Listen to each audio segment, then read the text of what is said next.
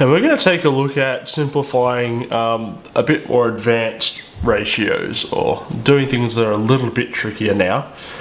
So what we're going to look at is, say I was given this as a ratio, okay, 2/5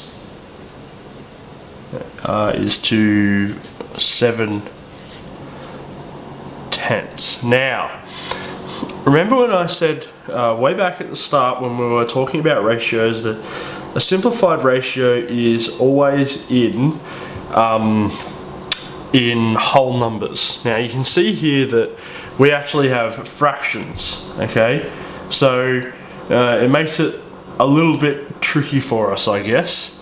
Well, the first thing we want to do if we're given fractions like this is, well, we want them to be the same thing, right? So the same units, so to speak. So you can see we have 2/5 and 7/10. Now we can rewrite this calling on our knowledge of fractions.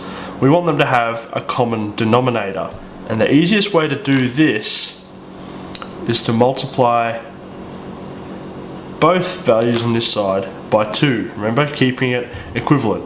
So 2 2s are 4/10. So I've rewritten that fraction there. So I've rewritten this fraction here, so it has the same denominator as it does on that side. So I've essentially made them the same unit, so to speak. So this is the ratio I'm working with now. Okay, so now we need to think, we can't have it as fractions because we want whole numbers. So what we do in this instance is, in order to turn these from fractions to whole numbers, is we multiply both of them by their denominator. So I'm going to do my little curly braces. So whatever I do to one side, I'm doing to the other on the ratio. So if I multiply that by 10 and that by 10, I actually end up with 4 is to 7. You just simply end up with whatever the numerator was as a whole number if you multiply it by the denominator. And now, if you look at it, well, I seem to have the simplest form of my fraction here because there's no highest common denominator between these two. It's as low as it can go. So if you're given a fraction, make sure they both have the same denominator and then multiply them both by their denominator to get a whole number ratio, and then simplify that if you need to. So let's look at an example where you would need to further simplify that ratio. Pardon me. So let's look at, say, 5/6 is to 5/8, something like that. Okay, well, these are different units, so to speak here. So these guys need to share a common denominator. So what's its closest common denominator? Well, I know that 6 4s are 24, and I know that 3 8s are 24. So that means that to get them a common denominator, I'm going to multiply that by 3, and multiply that by 3.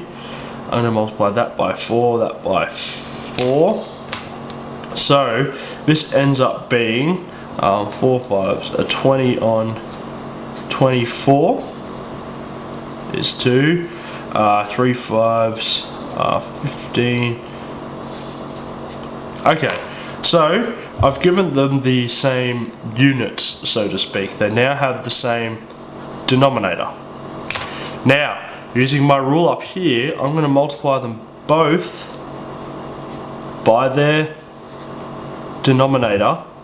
So I'm simply left with the whole numbers that are on top. Okay, so multiply by, or left with the numbers at the numerators. So here, so that means I'm left with 20 is to 15. Oh, okay, so I can see here now that I can actually keep going from here. So I'm going to draw a little arrow. I know that these are both divisible by 5.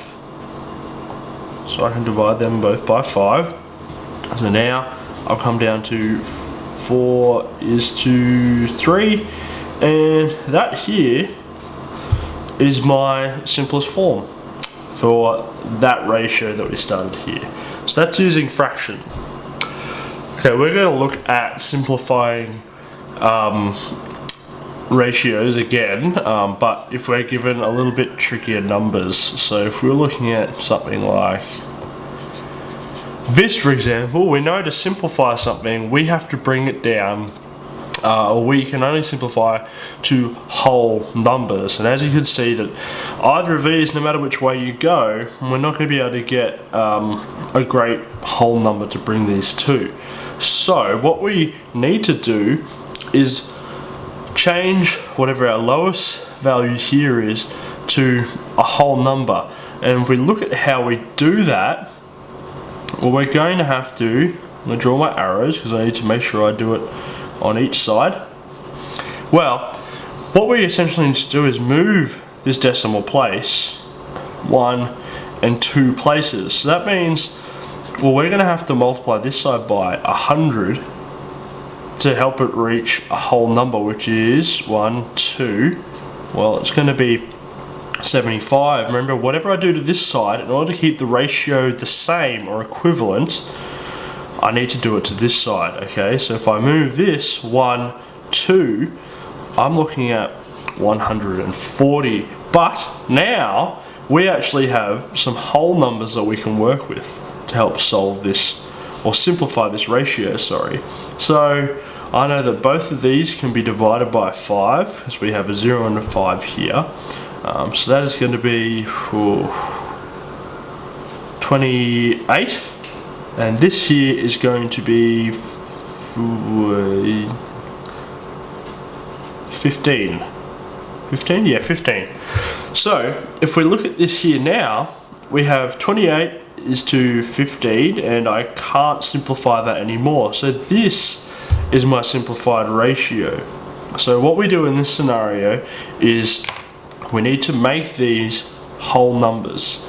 And to do so, you pick the lowest number and you multiply it by whatever you need to multiply it by to get it to be a whole number here.